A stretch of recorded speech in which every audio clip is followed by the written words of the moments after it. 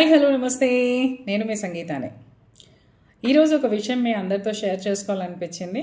చాలామంది ఏంటంటే like suicide చేసుకున్న వాళ్ళనైనా చేసుకోబోయే వాళ్ళనైనా చూసి కూడా కామెంట్స్ పెడుతూ ఉంటారు.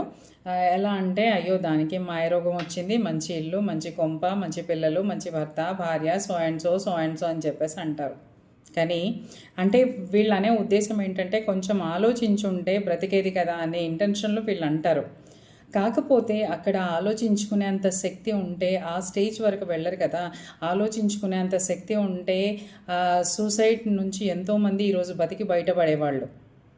మీరు అనొచ్చు ఏంటి మీరు ఎంత కాన్ఫిడెన్స్గా చెప్తున్నారని. ఎస్, ఎందుకంటే ఆ కోవల నుంచి నేను వచ్చిందాన్ని కాబట్టి నేను చెప్పగలను, చాలా కాన్ఫిడెన్స్గానే చెప్తాను. సారీ, కొంచెం వాయిస్ ఎమోషనల్ అయిపోతుంది. అసలు ఒడ్డు మీద కూర్చున్న వాడికి ఏం తెలుస్తుంది గోదావరిలో కొట్టుకుపోయేవాడి బాధ? ఆలోచించండి. Thank you. Have a nice day.